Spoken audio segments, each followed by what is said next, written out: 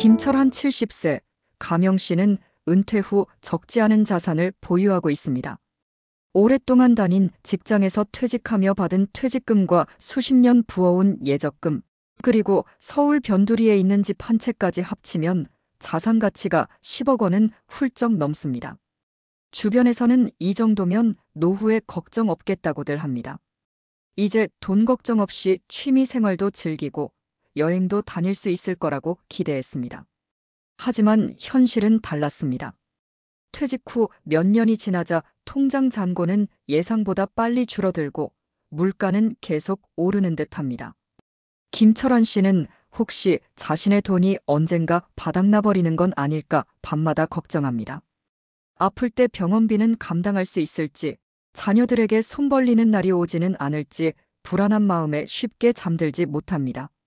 앞으로 20년, 아니 30년을 더 살아갈지도 모른다고 생각하니 가진 돈으로 그 긴 시간을 버틸 수 있을지 두렵기까지 합니다.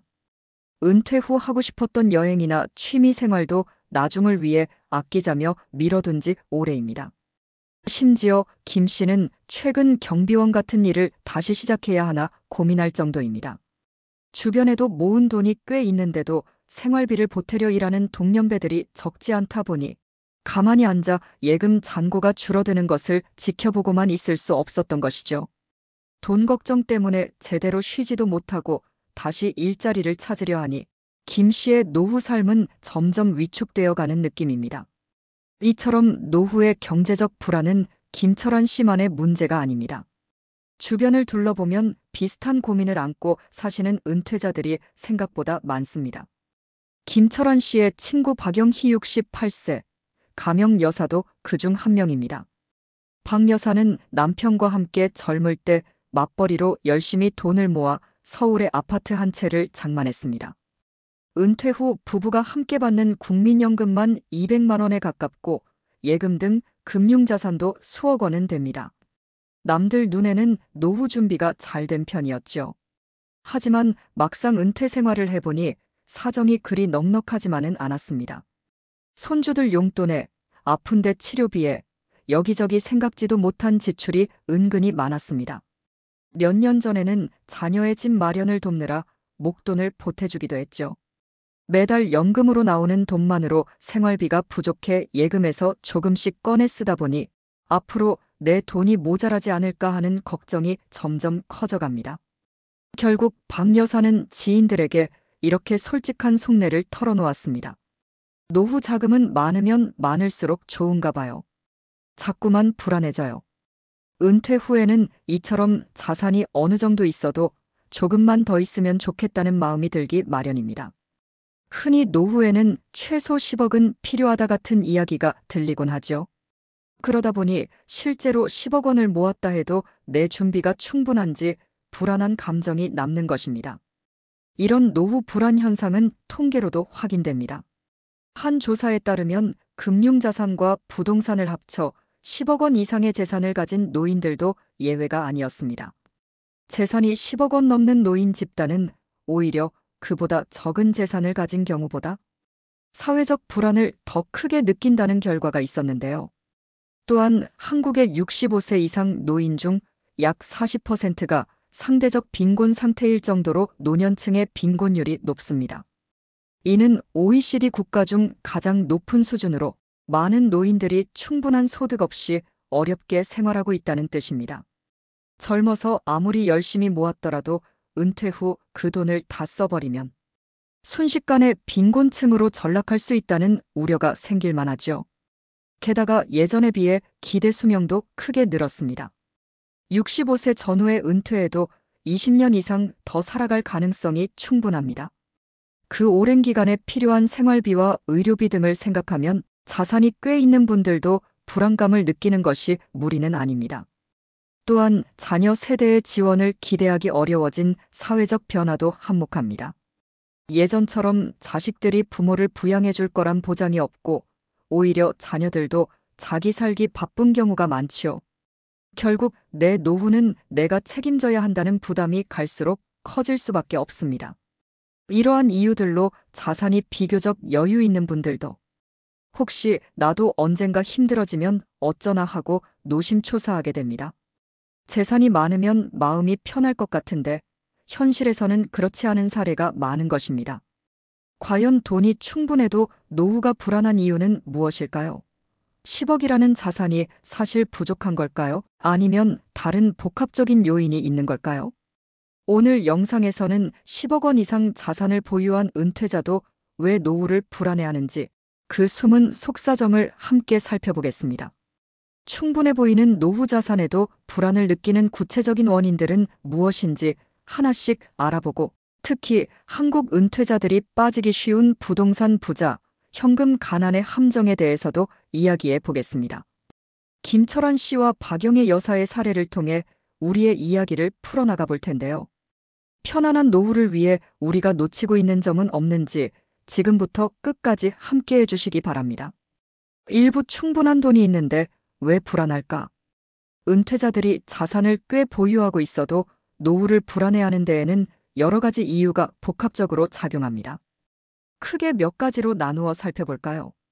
첫째, 수명이 길어지면서 자산을 오래 버텨야 한다는 압박감입니다.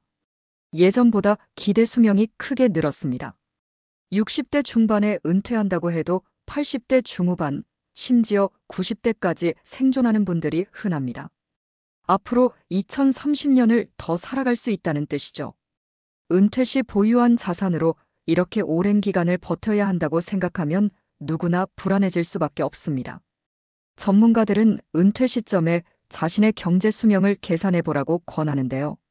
쉽게 말해 현재 가진 은퇴 자금을 연간 생활비로 나누면 내 돈이 몇 년치 생활비에 해당하는지 알 수 있습니다.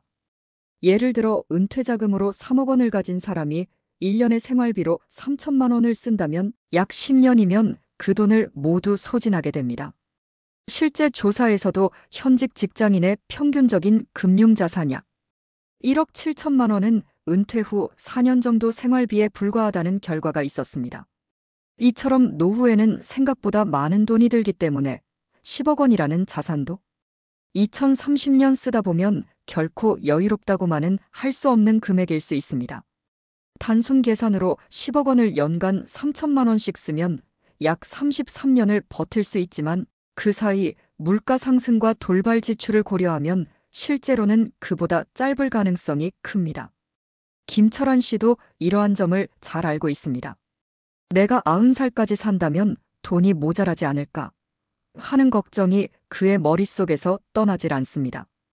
연금과 이자만으로 생활비를 충당하기 어려운 상황에서 결국 지금 가진 목돈을 조금씩 깎아쓰며 버텨야 한다는 현실이 김 씨를 불안하게 만드는 것이죠. 둘째, 예기치 못한 지출에 대한 두려움입니다. 대표적인 것이 의료비와 요양비 문제입니다. 나이가 들수록 병원 신세를 질 가능성이 높아지고 건강에 문제가 생기면 큰 돈이 들어갈 수밖에 없습니다. 치료비뿐 아니라 길게는 요양병원이나 간병인 비용까지 발생할 수 있습니다. 박영애 여사는 남편과 자신 중 한 명이라도 건강이 나빠져 오래 입원하게 될 상황을 가장 두려워합니다. 병원비 몇 천만 원 들어가면 우리도 견디기 힘들 거예요 라고 걱정합니다. 실제로 건강보험이 있어도 본인 부담으로 몇 천만 원 이상 드는 경우가 드물지 않습니다. 노인장기 요양보험 등 제도가 있지만 오랜 기간 요양이 필요하면 결국 큰 목돈이 소요됩니다.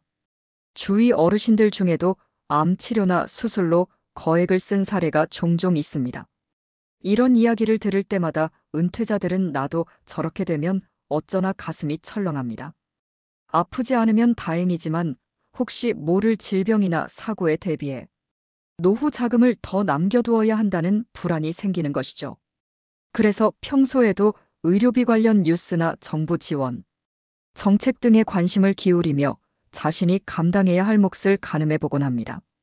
김철환 씨 역시 혹시 큰 병에 걸리면 집이라도 팔아야 하나 하는 생각이 머릿속을 떠나질 않습니다. 건강에 대한 걱정이 곧바로 경제적 걱정으로 이어지는 것입니다. 셋째, 물가 상승과 경제 상황에 대한 불확실성입니다. 은퇴 이후에는 현역 시절처럼 급격하게 소득이 늘어날 일이 없는데 생활비는 시간이 지날수록 올라갑니다. 물가 상승률이 매년 누적되면 20년, 30년 뒤에는 지금과는 돈의 가치가 크게 달라집니다. 예를 들어 매년 3%씩 물가가 오른다면 20년 후에는 현재 100만 원으로 살 수 있던 물건이나 서비스를 그때는 180만 원을 줘야 살 수 있게 됩니다. 즉 같은 생활을 유지하려면 돈이 거의 2배 필요해진다는 뜻이죠. 요즘처럼 경제가 불안정한 시기에는 자산 관리에 대한 걱정이 더욱 커집니다. 은퇴자분들은 은행 이자가 오르면 잠시 안도했다가도 경기 침체로 자산 가치가 떨어지지는 않을까 노심초사합니다. 몇 년 전만 해도 낮은 금리 탓에 예금 이자로는 생활비 충당이 어려웠고 최근엔 물가 상승으로 실질 구매력이 줄어드는 상황이 반복되고 있습니다. 박영애 여사는 물가 오르는 속도를 내 돈이 못 따라갈까봐 가장 걱정된다고 말합니다. 은퇴 후 고정 수입은 한정돼 있는데 물가나 세금, 각종 공공요금은 꾸준히 오르다 보니 돈의 가치가 줄어드는 게 실감 난다는 것입니다. 또한 혹시나 수익을 조금이라도 더 내보려고 무리하게 투자했다가 손실을 볼까 두렵고 은퇴자를 노린 보이스피싱 같은 금융사기의 피해자가 될까봐 조심스럽습니다. 김철환 씨도 친한 친구가 잘 모르는 주식에 투자했다가 큰 손해를 본 일을 기억하며 함부로 투자를 늘리지 못합니다. 이처럼 자산을 지키고 불리는 일조차 만만치 않다고 느끼니 노후에도 마음 편할 날이 없습니다. 넷째, 든든한 사회적 안전망이나 가족 지원을 기대하기 어렵다는 점입니다. 나이가 들수록 경제활동을 통한 수입은 줄어드는데 국민연금 등 공적연금만으로는 생활비를 대기가 턱없이 부족합니다. 현재 국민연금 수급자의 평균 수령액은 월 60만 70만 원 선에 불과합니다. 기초연금 등 국가 지원이 있긴 하지만 기본적인 생활비를 메우기에는 역부족이죠. 결국 부족한 부분은 자기 자산을 헐어서 써야 합니다. 김철환 씨는 국민연금 받아봐야 100만 원도 안 되니 이걸로는 택도 없다며 공적 지원의 한계를 실감하고 있습니다. 또한 예전 세대처럼 자녀들이 부모를 부양해 주리라는 기대도 하기 어려워졌습니다. 요즘 젊은 세대는 자기 살림 꾸리기도 빠듯한 경우가 많고 부모님 세대도 자식에게 폐 끼치지 말자며 경제적으로 독립하려는 경향이 강합니다. 박영애 여사는 아무리 힘들어도 난 절대 애들한테 손 벌리지 않을 거야라고 다짐합니다. 오히려 조금이라도 유산을 남겨주기를 바라죠. 이러한 상황에서 은퇴자들은 내 노후는 결국 내가 책임져야 한다는 압박감을 느낍니다. 사회나 가족의 안전망 없이 내 돈이 바닥나는 순간 곧바로 어려움에 처할 수 있다는 불안입니다. 일부 어르신들은 기초생활보장 등의 복지제도에 의존하기도 하지만 집이나 자산이 있으면 오히려 이런 지원 대상에서 제외되는 경우가 많습니다. 그래서 자산 빈곤층이라고 불리는 자산은 있지만 현금이 부족해 어려움을 겪는 노인들도 생겨납니다. 실제로 시가 8억 원 상당의 집을 가졌다는 이유로 기초생활수급 지원을 못 받아 빈곤에 처한 어르신의 사례도 있었죠.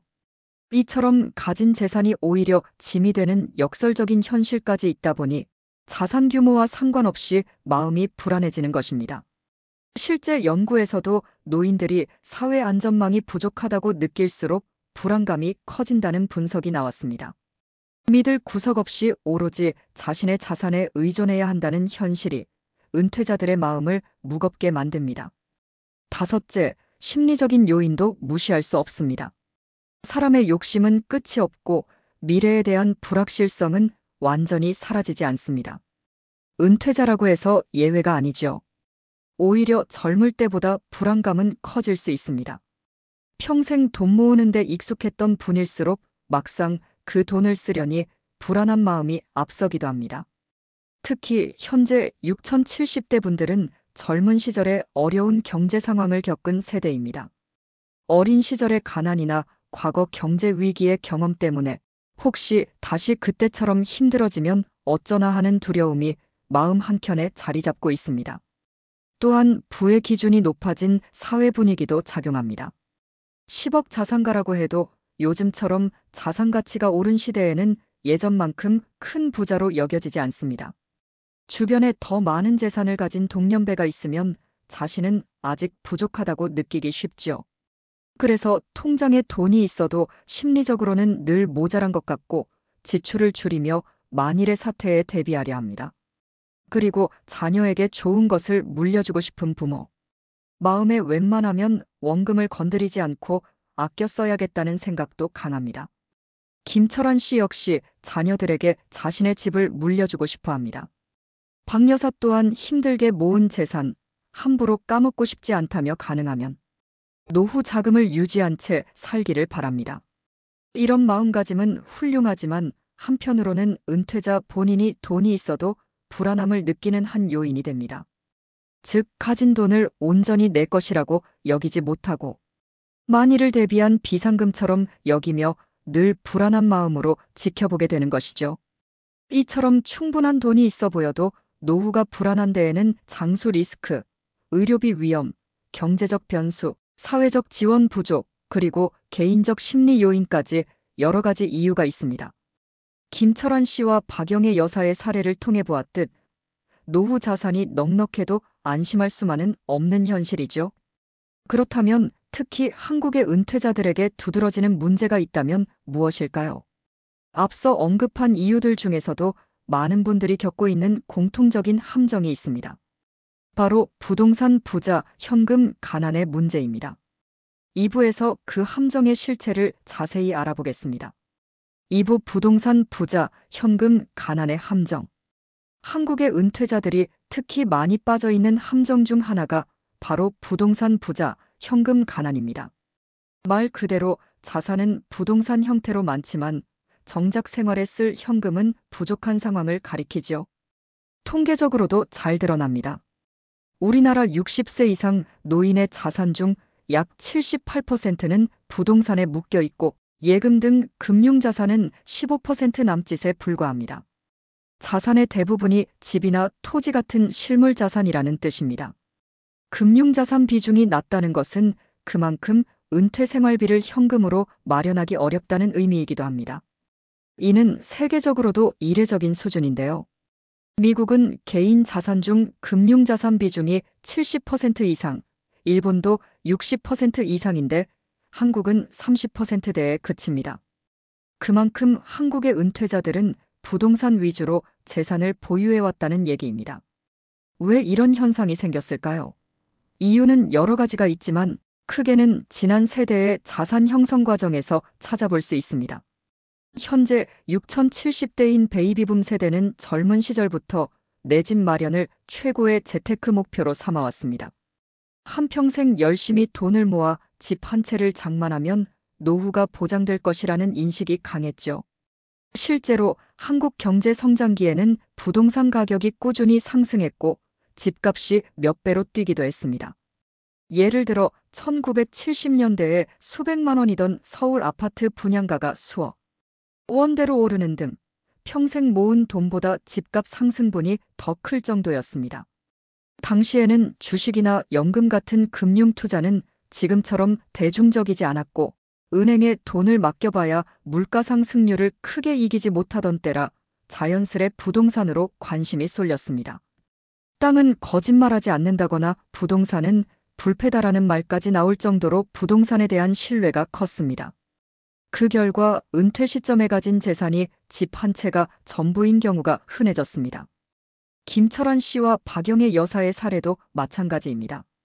김철환 씨는 총 자산 10억 원 중 7억 원짜리 집 한 채가 가장 큰 비중을 차지합니다. 박 여사 부부 역시 수억 원의 금융자산이 있긴 하지만 자산의 절대 다수는 현재 거주 중인 서울 아파트의 가치입니다. 이렇게 재산이 집 한 채에 몰려있는 경우 겉보기에는 부자처럼 보여도 실제 생활에서는 어려움을 겪을 수 있습니다. 실제로 돈은 있지만 당장 쓸 수 없으면 그림의 떡이나 다름없겠죠. 부동산 자산의 가장 큰 문제는 유동성, 즉 현금화하기 어렵다는 점입니다. 당장 매달 생활비로 쓸 수 있는 건 현금이나 연금 소득인데 자산이 집에만 묶여 있으면 손에 쥔 돈이 빠듯해지기 쉽습니다. 결국 돈은 자산에 묶여 있는데 정작 생활비는 없는 모순된 상황이 벌어지곤 합니다. 은퇴자 입장에서 이 문제를 푸는 방법은 결국 부동산을 현금으로 바꾸는 것입니다. 집을 팔거나 담보대출을 받아 생활비로 쓰는 것이죠. 하지만 현실에서는 많은 은퇴자들이 이런 결정을 쉽게 내리지 못합니다. 오랫동안 살아온 집을 떠난다는 것에 대한 두려움과 정서적인 저항이 큽니다. 박영애 여사는 이 나이에 낯선 곳으로 이사 가는 게 겁난다고 털어놓습니다. 익숙한 이웃과 추억이 깃든 보금자리를 포기하기가 쉽지 않은 것이죠. 김철환 씨도 집을 팔면 목돈은 생기겠지만 그 돈도 언젠가는 소진될 텐데 그 후엔 갈 곳이 없어진다며 선뜻 결단을 내리지 못합니다. 자녀에게 물려줄 집을 팔아 써버린다는 죄책감을 느끼는 분들도 있습니다. 어찌 보면 노후 자금을 충분히 마련하지 못했다는 자책감이나 내 집마저 없어지면 정말 끝이라는 불안감이 마지막 보루인 집을 지키게 만드는 셈입니다. 일부 은퇴자들은 거주주택의 일부 공간을 임대해 용돈을 벌어볼까 고민하기도 하지만 현실적으로 쉽지 않은 경우가 많습니다. 이렇듯 자산은 집에 있지만 생활이 빠듯한 사람들을 흔히 하우스 푸어 하우스푸라고 부르는데 노년층에서도 이러한 현상이 적지 않습니다. 이렇다 보니 극단적인 사례도 발생합니다. 실제로 깡통 할아버지라는 별명이 붙은 한 노인의 이야기가 언론에 소개된 적이 있습니다. 8억 원 상당의 아파트를 소유하고 있었지만 전기나 가스도 제대로 쓰지 못할 정도로 빈곤한 삶을 살다 쓸쓸히 생을 마감한 분입니다. 평생 모은 돈으로 장만한 집이었기에 팔 생각을 못했고 정작 고가의 아파트를 갖고 있다는 이유로 기초생활보장 수급자에서도 제외되었던 탓입니다. 집 한 채 부자로 분류되었지만 정작 생활은 어려운 부동산 부자 현금 가난의 전형적인 비극이라 할 수 있습니다. 주변에서도 규모는 작더라도 이와 유사한 일을 종종 찾아볼 수 있습니다. 자가주택은 있지만 매달 현금이 부족해 기본 생활도 버거운 어르신들, 겉으로는 중산층 같아 보여도 속사정은 힘든 이러한 자산 빈곤 노인들이 바로 그것입니다. 그렇다면 이런 함정에서 벗어나려면 어떻게 해야 할까요? 가장 확실한 방법은 부동산 자산을 유동화해서 현금 흐름을 확보하는 것입니다. 예를 들어 더 큰 집에 살고 있다면 집을 줄여서 남는 돈을 생활비로 활용할 수 있을 것입니다.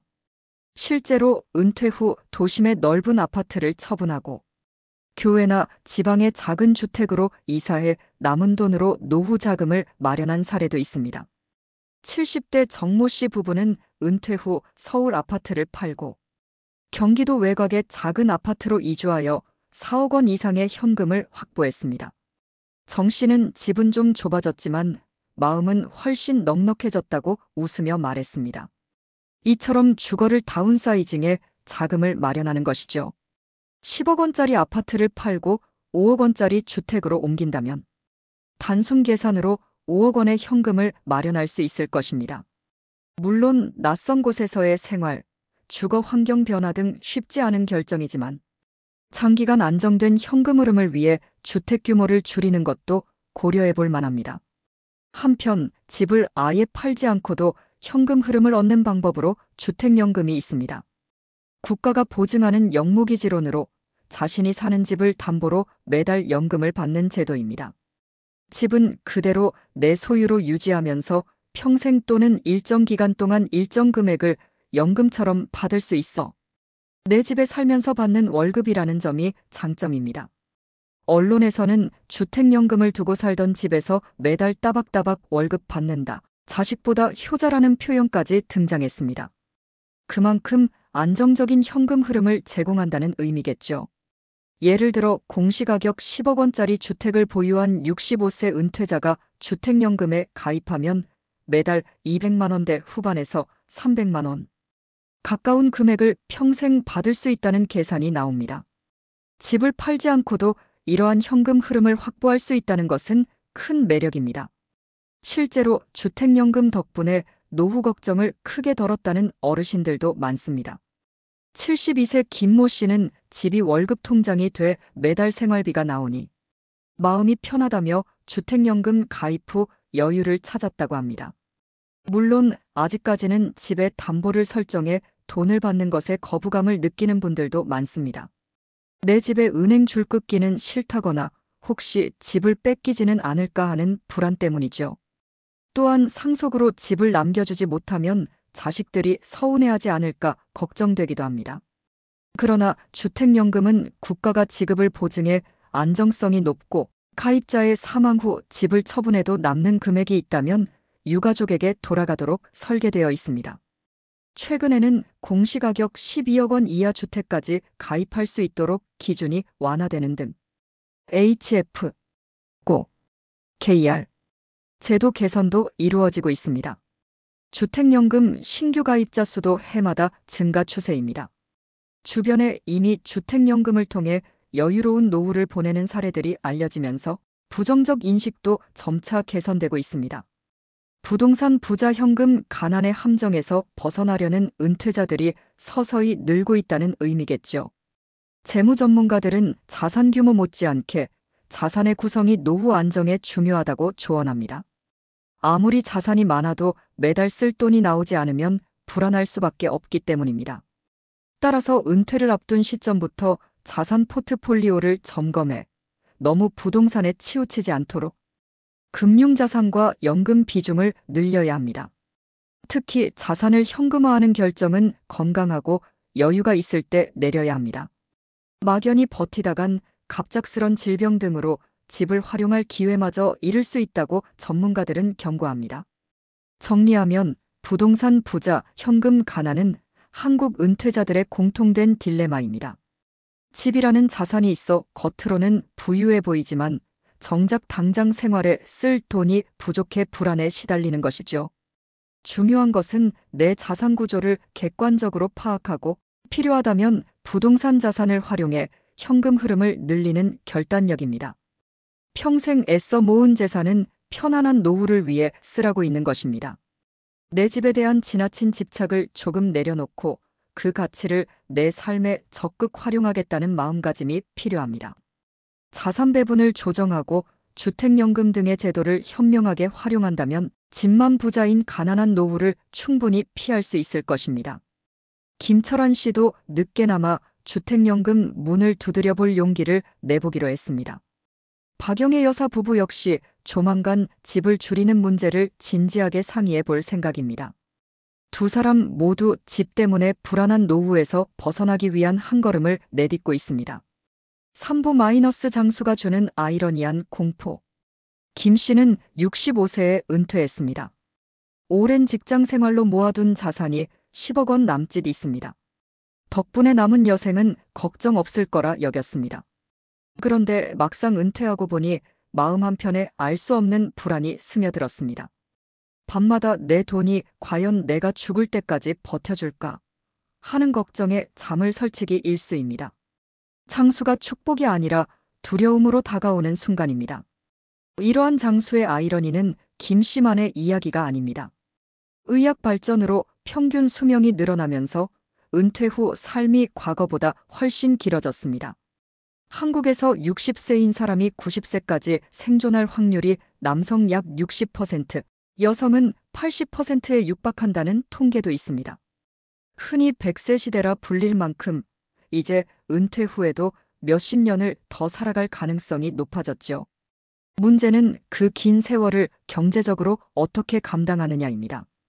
김 씨는 신문에서 65세 노인 1000명 중 16명이 100세를 넘긴다는 기사를 보았습니다. 머릿속으로 계산해보니 자신이 그 1.6%에 속하지 않는다는 보장이 없었습니다. 만약 자신이 90세, 100세까지 산다면 최소 30년 이상은 지금의 돈으로 버텨야 합니다. 은퇴 후 예상했던 20년보다 훨씬 긴 시간입니다. 김 씨는 등골이 서늘해졌습니다. 내 돈이 20년치 생활비엔 충분해도 30년치까지 될까? 스스로에게 되물었습니다. 오래 살수록 오히려 불안도 길어지는 셈입니다. 더욱이 장수할수록 건강 문제도 겹칠 수 있습니다. 김 씨는 주변의 사례를 떠올렸습니다.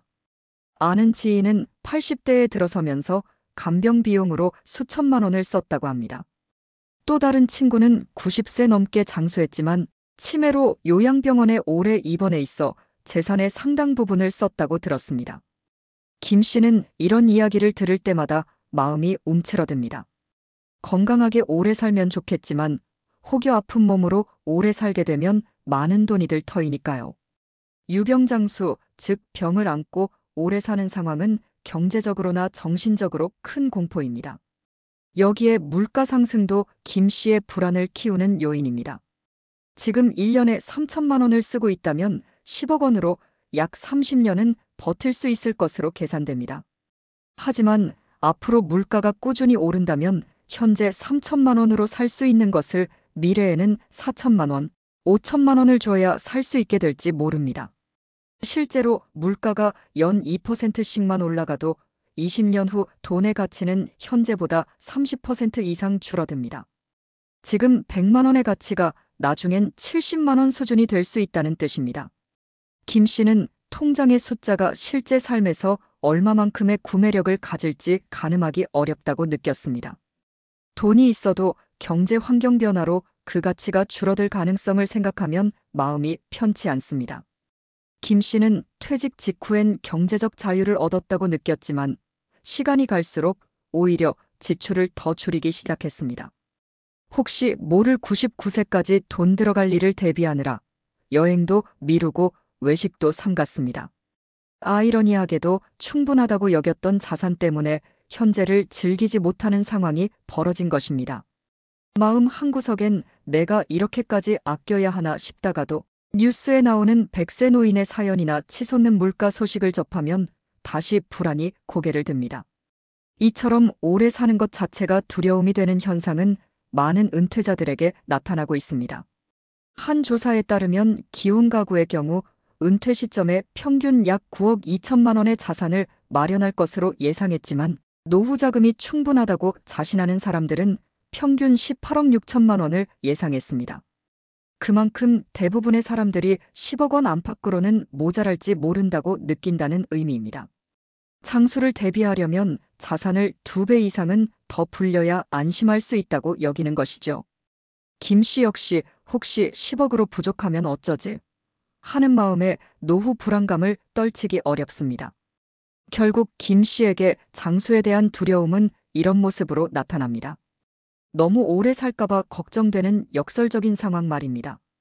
과거 부모 세대는 평균 수명이 상대적으로 짧아 은퇴 후 1015년치 정도만 대비하면 되었습니다. 하지만 김 씨 세대는 20년, 30년 그 이상도 바라봐야 하니 준비할 것들이 훨씬 많아졌습니다. 돈을 쓰면서도 계속 혹시 내일 모레 더 오래 살게 되면 어쩌나 하는 생각이 따라붙습니다. 장수가 축복이기는커녕 오히려 자산을 잠식하는 리스크로 느껴지는 시대가 온 것입니다. 김 씨의 이야기는 이러한 현실을 잘 보여줍니다. 평균 수명 증가 그래프를 한번 볼까요? 아래 그림에서 보듯이 한국인의 기대 수명이 꾸준히 늘어나면서 1970년대에는 상상하기 어려웠던 고령까지 생존하는 이들이 많아졌습니다. 은퇴 후를 20년으로 잡던 시대에서 이제 30년, 40년까지 대비해야 하는 시대가 된 것입니다. 김 씨가 느끼는 불안은 어쩌면 매우 자연스러운 결과일지 모릅니다. 오래 살 수 있다는 희망 뒤에 따라오는 불안, 이것이 장수가 주는 아이러니한 공포입니다. 한국인의 기대 수명 추이 및 특정 연령 생존 확률 변화.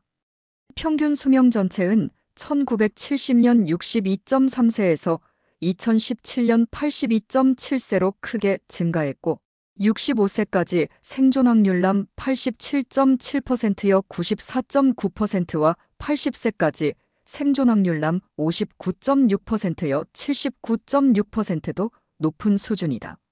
하지만 100세까지 생존 확률은 남 1.1%여 3.7%로 여전히 낮다.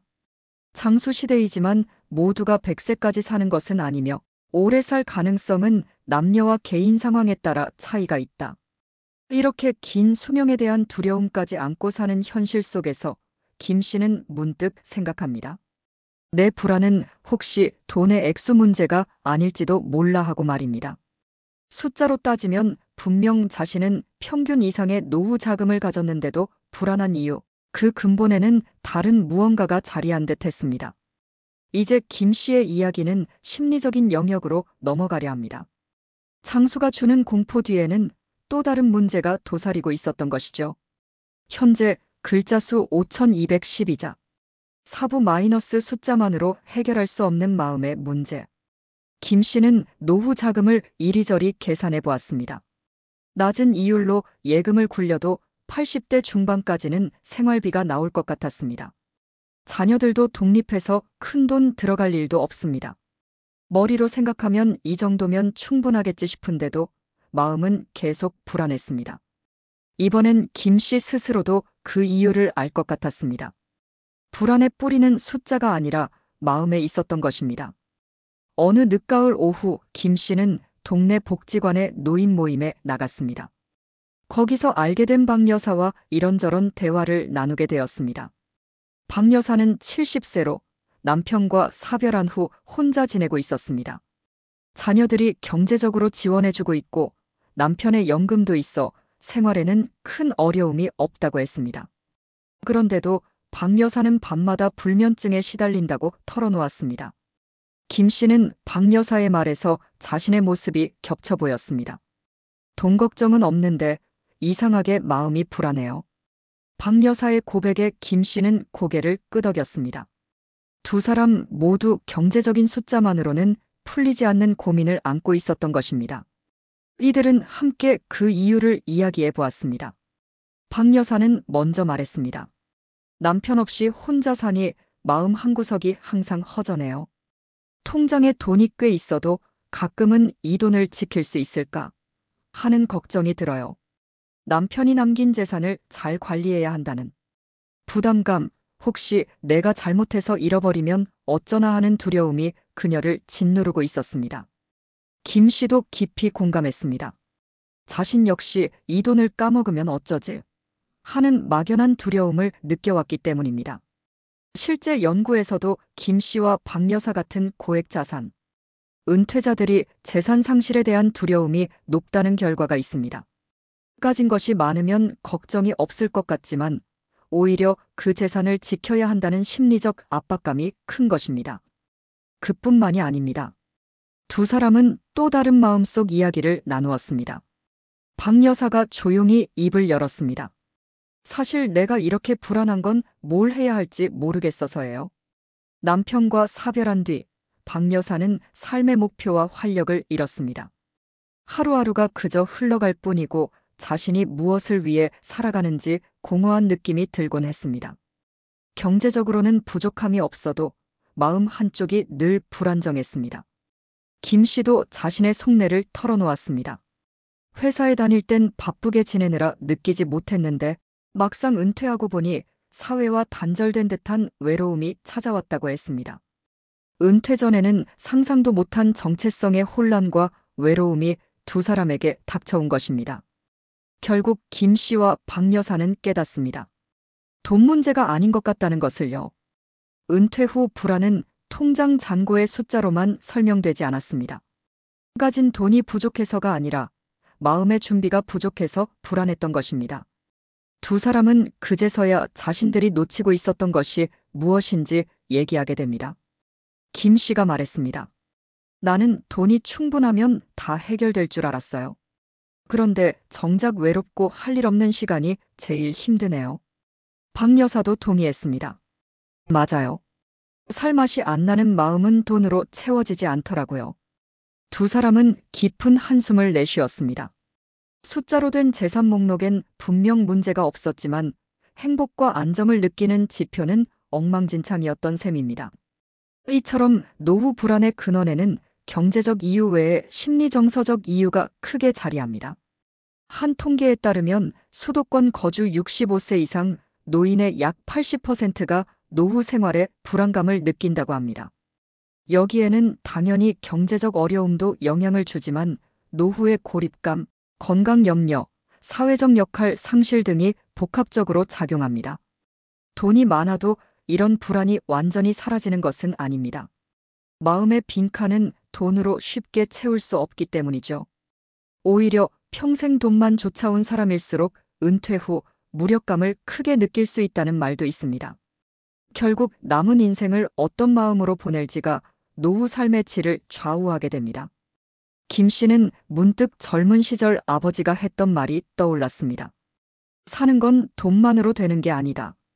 그땐 귀담아 듣지 않았지만 이제야 그 의미를 절실히 깨닫게 됩니다. 눈에 보이는 숫자, 자산보다 보이지 않는 정신 자산이 중요하다는 것을 말입니다.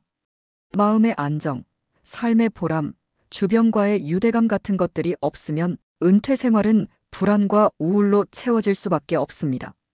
실제로 경제적으로 여유 있는 노인들도 우울증을 겪는 경우가 드물지 않습니다. 노년기 우울증은 꼭 가난해서만 생기는 게 아니죠. 이렇듯 노후의 마음 관리는 아무리 강조해도 지나치지 않습니다. 박 여사는 최근 들어 작은 변화를 주고 있다고 했습니다. 집에만 있지 말고 나와보라는 자녀들의 권유로 동네 봉사 모임에 나가기 시작한 것입니다. 처음엔 귀찮고 겁도 났지만 막상 해보니 도움을 주고 감사 인사를 들을 때 마음이 뿌듯했습니다. 예전에는 통장 잔고를 봐도 채워지지 않던 마음의 빈 곳이 조금씩 메워지는 느낌이었습니다. 김 씨는 박 여사의 이야기를 경청했습니다. 박 여사가 밝아진 표정으로 말했습니다. 요즘 봉사 다니느라 돈 쓸 일도 별로 없는데 이상하게 예전보다 마음은 더 풍족해진 것 같아요. 그녀의 얼굴에는 안정감 있는 미소가 번지고 있었습니다. 김 씨도 덩달아 마음이 따뜻해졌습니다. 그날 집으로 돌아가는 길에 김 씨는 오랜만에 가벼운 발걸음을 느꼈습니다. 머릿속 불안으로 가득 찬 계산기가 잠시 멈춘 느낌이었습니다. 그래, 나는 왜 돈 걱정만 했을까? 내 마음을 돌볼 생각은 못했지. 김 씨는 혼잣말로 중얼거렸습니다. 은퇴 후 계속 숫자만 들여다보며 마음의 병을 키워왔다는 생각이 들었습니다. 그는 박 여사가 보여준 새로운 해법에 용기를 얻었습니다. 바로 마음의 문제를 해결하는 것, 그것이 돈으로는 살 수 없는 진짜 안심을 줄 거라는 깨달음입니다. 두 사람의 대화는 김 씨에게 큰 전환점이 되었습니다. 노후 불안은 통장 속 잔고 숫자로만 해결되지 않는 법. 결국 중요한 것은 돈 너머의 것들이었습니다. 김 씨는 그날 이후로 노후를 바라보는 시각이 조금씩 달라지기 시작했습니다. 이제 남은 이야기는 노후 설계의 본질에 대한 깨달음으로 이어집니다. 현재 글자 수 4,742자. 결론 및 제한 마이너스 돈보다 중요한 노후 설계의 본질. 김 씨와 박 여사의 이야기는 우리에게 중요한 교훈을 줍니다. 노후 설계의 본질은 결국 돈 자체가 아니라 돈을 활용하여 이루고자 하는 삶의 모습이라는 사실입니다. 은퇴 생활에서 진정으로 중요한 것은 통장에 찍힌 숫자가 아니라 안정되고 보람있는 하루하루라고 할 수 있습니다. 이제 김 씨는 노후 준비를 새로운 관점에서 바라보기 시작했습니다. 마지막으로 그가 깨달은 바와 전문가들의 조언을 정리하며 돈보다 중요한 노후 설계의 본질에 대해 제안하고자 합니다. 첫째, 안정적인 현금 흐름의 중요성입니다. 김 씨는 자산 총액에만 연연했던 자신을 돌아보았습니다. 하지만 노후의 삶에서 더 중요한 것은 매달 일정하게 들어오는 소득입니다. 한 금융 전문가도 노후 준비의 자신감은 자산, 총량보다는 현재의 안정적 생활 유지 가능성에서 나온다고 말했습니다. 결국 연금이든 임대 수입이든 규모가 크지 않아도 꾸준히 생활비를 충당해주는 현금 흐름이 있다면 불안이 크게 줄어듭니다. 김 씨는 국민연금, 개인연금 등의 구조를 재점검하고 필요한 경우 작은 일거리나 부업을 통해 활동하면서 소득을 얻는 방안도 고려해 보기로 했습니다. 이는 단순히 돈 때문만이 아니라 일상의 활력과 의미를 찾는 데도 도움이 될 것입니다. 둘째, 건강과 인간관계. 이 두 가지는 돈보다 소중한 노후 자산입니다.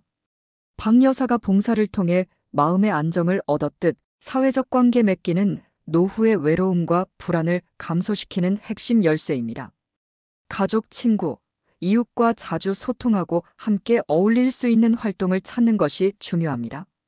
또한 건강관리야말로 노후 자산을 지키는 길입니다. 건강을 잃으면 병원비로 큰 돈이 나갈 뿐 아니라 마음의 여유도 사라집니다.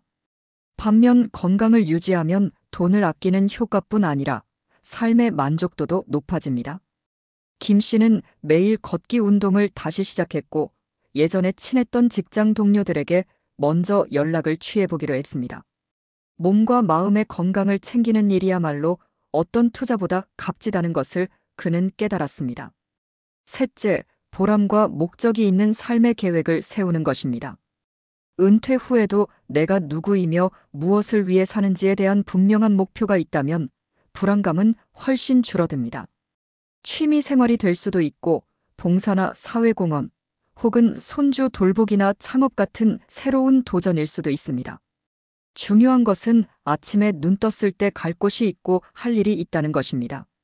김 씨는 오래 미뤄왔던 그림 그리기를 배우러 문화센터에 등록했습니다. 또 박 여사와 함께 지역 도서관 봉사에도 참여해보기로 했습니다. 이렇게 능동적으로 하루를 채워나가는 계획을 세우니 눈에 보이는 재산은 그대로여도 마음의 평안은 전과 비교할 수 없을 만큼 커졌습니다. 끝으로 마음가짐의 전환을 제안합니다. 노후를 불안이 아닌 희망의 시간으로 받아들이는 것입니다. 김 씨는 이제 통장 잔고를 볼 때 예전처럼 불안에 떨지 않습니다. 대신 그 돈을 의미 있게 쓸 방법을 고민합니다. 여행도 다니고 배우고 싶은 것도 배우면서 남은 삶을 값지게 소비하는 쪽으로 생각을 바꾸었습니다. 돈은 아껴서 모으는 동안보다 잘 쓰일 때 비로소 진정한 가치가 발휘된다는 것을 알게 되었습니다. 물론 무턱대고 낭비하라는 말이 아닙니다. 다만 돈의 주인이 내가 되어 필요한 곳에 쓰고 그렇지 않은 부분에는 담담히 내려놓을 줄 아는 태도가 중요합니다. 이제 김 씨는 자신의 노후 자금을 불안의 방패가 아니라 행복의 도구로 바라보기 시작했습니다. 노후 준비에서 돈은 분명 빼놓을 수 없는 요소입니다. 하지만 돈 그 자체는 수단일 뿐 궁극적인 목표는 아닙니다. 김 씨와 박 여사의 경험이 보여주듯 노후 생활의 질은 마음의 안정, 사회적 연결, 건강한 활동에서 나옵니다. 우리 모두 언젠가는 은퇴라는 문턱을 넘게 됩니다. 그때 무엇을 가장 중요하게 여겨야 할지 두 은퇴자의 이야기가 힌트를 주었습니다. 이제 당신도 스스로에게 물어보시면 좋겠습니다. 노후에 나는 어떤 삶을 살고 싶은가? 이 질문에 대한 답이 곧 노후 설계의 본질일 것입니다. 돈은 그 답을 실현하기 위한 한 가지 수단일 뿐이죠. 마지막으로 김 씨는 환한 얼굴로 이렇게 말합니다. 이제 남은 여생이 그리 두렵지 않습니다. 통장에 있는 돈도 고맙지만 내 주변의 사람들, 내 몸과 마음의 건강, 그리고 내가 하고 싶은 일들, 이 모든 것이 제가 가진 노후 자산이니까요. 우리 모두의 노후가 돈 걱정보다 삶의 보람으로 채워지길 바랍니다. 지금까지 살펴본 이야기들이 작은 이정표가 되길 바라면서 이상으로 영상을 마치겠습니다. 감사합니다. 구독과 좋아요 꼭 부탁드릴게요.